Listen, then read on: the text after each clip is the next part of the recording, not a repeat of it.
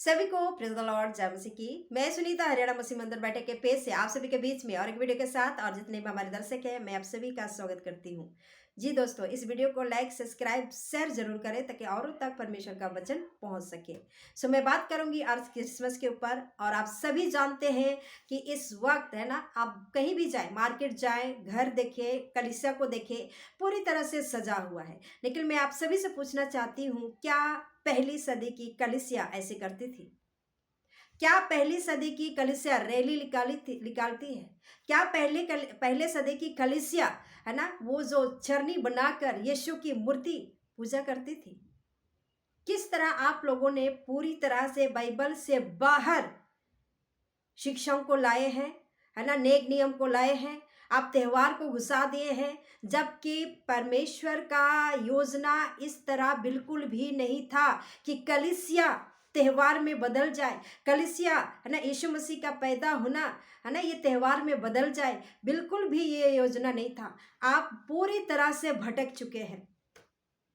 सो मैं आपसे परमेश्वर के वचन से बात करूंगी, क्योंकि परमेश्वर का योजना है ना, या तो परमेश्वर का मनसा कि कलीसिया इस तरह बिगड़ जाएगी, ऐसे इसलिए कलीसिया स्थापना नहीं किया था। लेकिन पौलुस इस बात को कहता है कि मैं डरता हूं कि जैसे हव्वा को सांप ने बहकाया, उस तरह कलीसिया को ना बहका दे। और आज पूरी तरह से कलीसिया बहक चुकी है, पूरी तरह से कलीसिया भटक चुकी है, पूरी तरह से परमेश्वर की योजना से बाहर निकल चुकी है। अगर इसी तरह स्थिति रहेगा, अगर कलीसिया की ऐसे ही स्थिति रहेगी, तो मैं आप सभी से कहना चाहती हूँ कि परमेश्वर की जो कलीसिया है ना, वो सर्वसिद्ध कलीसिया नहीं बन पाएगी और यीशु और लेट करेंगे आने में। जी दोस्तों, आइए हम वचन में जाएंगे। पहली बात, क्रिसमस की सही वजह पर संदेश मैं आप सभी के बीच में रखना चाहती हूँ। पाप का फल गर्भ का फल। जी दोस्तों, पाप का फल गर्भ का फल। आइए परमेश्वर के वचन को हम देखते हैं। उत्पत्ति 3:13। जी, उत्पत्ति 3:13 को हम देखेंगे कि यहां पे परमेश्वर का वचन क्या कहता है। इसमें ऐसा लिखा है, तब यहोवा परमेश्वर ने स्त्री से कहा, तूने यह क्या किया है? स्त्री ने कहा, सांप ने मुझे बहका दिया, तब मैंने खाया। देखिए, आपको क्या लगता है, क्या आप नहीं बहक सकते हैं?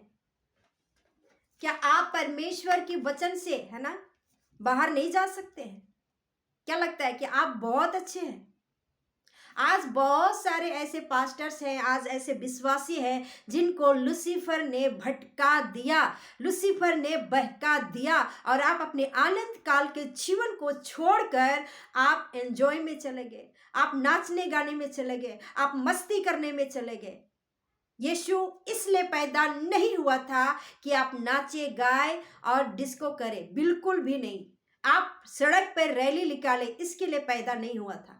कितने सारे आज ऐसे जो लीडर्स हैं, जो पास्टर्स हैं, है ना, जो अगुवे हैं, जो दास है ना, परमेश्वर की वचन से बाहर जाकर सिर्फ देखा देखी वाला काम कर रहे हैं। आपको परमेश्वर के वचन से संदेश नहीं पहुंचाया जा रहा है। आप अपने आनंद काल के जीवन को खो बैठे हैं। आपके पास अगर सही नॉलेज नहीं है परमेश्वर का वचन का, अगर आपके पास सही प्रकाशन नहीं है, तो आप अपने आनंद काल के जीवन को खो बैठेंगे। जी दोस्तों, खो बैठेंगे।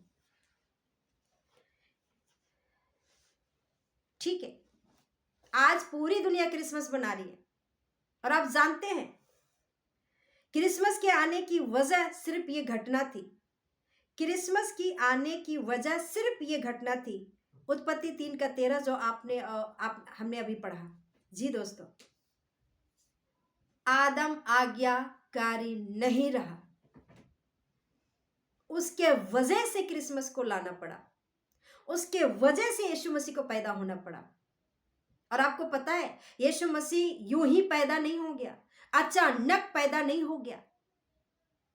उसको उसी दिन योजना बनाया जिस दिन आदम हव्वा ने पाप किया, आज्ञा को नहीं माना, उसी दिन यीशु को पैदा होने का योजना बनाया गया था।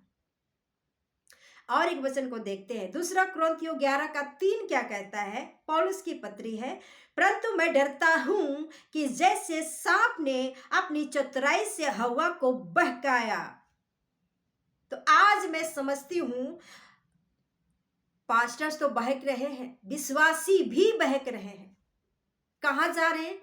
जहां पे नाच गाना होता है। कहां पे जा रहे हैं? जहां पे तेल पानी होता है। कहां पे जा रहे हैं? जहां पे चमत्कार होता है। तूने या क्या किया? परमेश्वर ने हवा से कहा, तूने या क्या किया। इसका मतलब यह नहीं कि परमेश्वर को नहीं मालूम कि हवा ने क्या किया। उसको अक्ल देने के लिए, हम मानव जाति को अक्ल देने के लिए ये बातें परमेश्वर ने कहा। उसने बहुत बड़ी योजना को फेल कर दिया। परमेश्वर का जो योजना था ना आदम और हवा के जीवन से, उस जीवन को आदम हवा ने फेल कर दिया, परमेश्वर की आज्ञा को ना मानकर। बस यहां से सब कुछ बिगड़ गया था। जी दोस्तों, यहां से सब कुछ बिगड़ गया था। तब परमेश्वर को एक योजना बनानी पड़ी, गर्भ का फल यीशु को पैदा करने का। यीशु को पैदा करने का। सो हम सभी जानते हैं, है ना, इस बातों को कि अभी जो दिसंबर चल रहा है ना, अभी 25 तारीख आने वाला है, कल परसों, लोग धूमधाम से क्या करते हैं, नाचते हैं, गाते हैं, दारू पीते हैं, झगड़ा करते हैं। यह कोई क्रिसमस होता है क्या? और जब कोई पैदा होता है तो उसको कोई त्योहार कैसे बना सकता है? और एक चीज ध्यान दीजिएगा, परमेश्वर कभी पैदा नहीं होता है। अभी मैं बोलना चाहूंगी, जितने भी कैथोलिक कलीसिया में है ना, वो यीशु को क्या करते हैं, छोटा बेबी बना देते हैं और उसको गोद में लेके घूमते हैं। आप बताइए, औकात है आपकी परमेश्वर को गोदी करने का? औकात है आपको? क्या आप उसको छोटी बेबी बनाकर उसको मजाक बना रहे हो समाज में? कैसे इंसान हो आप लोग? अपने ही सृष्टिकर्ता परमेश्वर को आज तक नहीं पहचाने हो। दूसरा कुरिन्थियों 4:4 के अनुसार, है ना, इस ईश्वर ने, है ना, इस संसार के ईश्वर ने अंधा कर दिया है कि तेजोमय सुसमाचार तुम पर ना चमके। वचन पे ध्यान लगाओ, वचन पे, वचन स्टडी करें, कॉन्टेक्स्ट में स्टडी करें, और आप अपना आनंद काल का जीवन को ना खोए। मेरे प्यारे भाई बहनों, मैं आप सभी से इन बातों को कहना चाहती हूँ, क्रिसमस को आप मत बिगाड़िए, आप इतना मत कीजिए। आपको क्या लगता है कि आपके जीवन से परमेश्वर की महिमा हो रही है? बिल्कुल नहीं हो रही है। आपके जीवन से परमेश्वर को महिमा बिल्कुल नहीं मिल रहा है।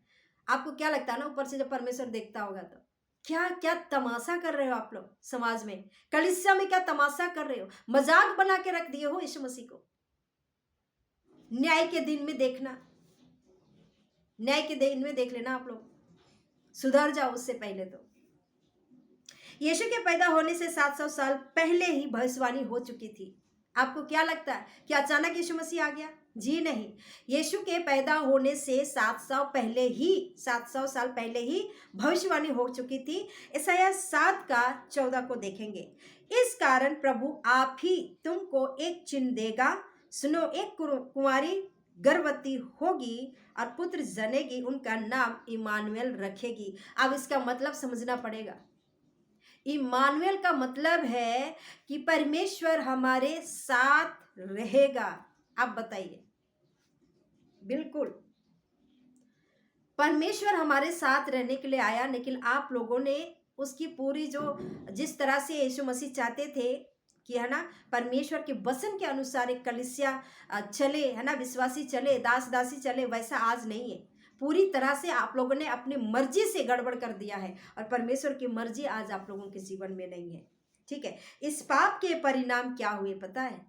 इस पाप के परिणाम उन्हें आदन की वाटिका से निकाल दिया गया और वे परमेश्वर से शारीरिक और आत्मिक रूप से अलग हो गए, जिससे मनुष्य के जीवन में कष्ट, मृत्यु और परमेश्वर से दूरी आ गई।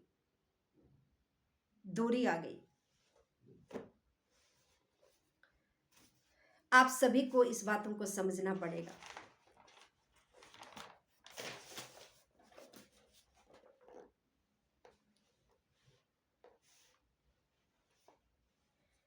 मैं आप सभी के बीच में इस बात को रखना चाहूँगी कि 2025 साल पहले, है ना, यीशु मसीह, है ना, हमारे बीच में डेरा किए थे। जी हाँ, जो वचन था ना, यीशु मसीह जो वचन था ना, वो क्या हो गया, इंसान के रूप में इस धरती पर पैदा हुआ। मैं समझती हूँ मरियम के द्वारा, है ना, एक वचन देहधारी होता है। तो इस वचन को भी देखेंगे, यूहन्ना 1:14 क्या कहता है। और वचन देहधारी हुआ, अनुग्रह और सच्चाई से परिपूर्ण होकर हमारे बीच में डेरा किया। देखिए, यीशु मसीह जो वचन थे ना, है ना, वो वचन क्या हुआ, देहधारी, देह को धारण किया मरियम के द्वारा, है ना, एक उसने देह को धारण किया, है ना, एक बच्चे के रूप में उसने क्या किया, जन्म लिया, एक मानव जाति बना और उनके बीच में डेरा किया, उनके बीच में रहा।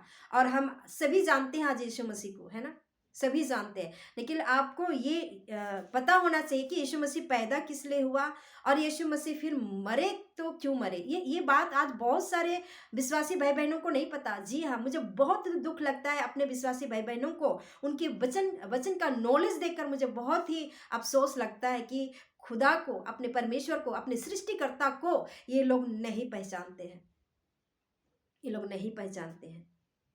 देखिए, अब हम देखते हैं परमेश्वर की वचन से कि यीशु मसीह कब मरा, है ना, यीशु मसीह कब मरा, ठीक है। और एक चीज ध्यान देंगे, यूहन्ना 3:15 में अगर आप देखेंगे तो यहाँ पे, है ना, स्त्री का वंश और परमेश्वर के वंश के बारे में बात हो रहा था। यहाँ पे ऐसा लिखा है कि वह तेरे सिर को कुचल डालेगा और तू उसकी एड़ी को डसेगा। तो यहाँ पे योजना बन चुकी थी कि यीशु मसीह क्या होगा, पैदा होगा, ठीक है। और यीशु मसीह कब मरे, हम परमेश्वर के वचन को देखते हैं, रोमियो 5:8। परंतु परमेश्वर हम पर अपनी प्रेम की भलाई इस रीति से प्रकट करता है कि जब हम पापी ही थे तभी मसीह हमारे लिए मरा। तो जब हम पापी ही थे ना, तभी मसीह हमारे लिए मरा है। इस बात को ध्यान दीजिएगा, पैदा होने से पहले वो मर चुका था, लेकिन यहाँ इस मनुष्य जातियों के बीच में उसको पूरी तरह से दिखाना था कि मैं तुम्हारे पापों के लिए, तुम्हारे उद्धार के लिए, तुम्हारे बचाव के लिए मैं अपने आप को बलि चढ़ाता हूं।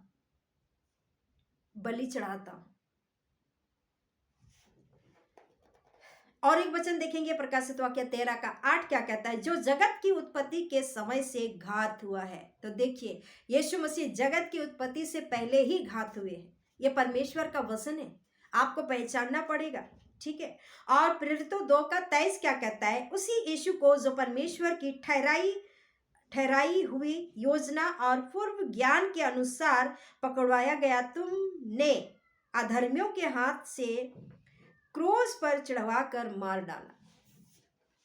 यहाँ पे यीशु मसीह पैदा इसलिए हुए थे कि वो आपको बचा सके, आपके पाप के लिए, आपके गुनाह के लिए ना, आपको शैतान के हाथों से बचा सके। जो आदम ने गलती कर मानव जाति में मृत्यु को लाया, पाप को लाया, उसी तरह यीशु मसीह पैदा होकर क्रूस पर चढ़कर वो सारे मानव जाति के लिए एक बचाव को लाया, एक अनंत काल की जीवन को लाया। आप इसको क्यों नहीं समझते हैं?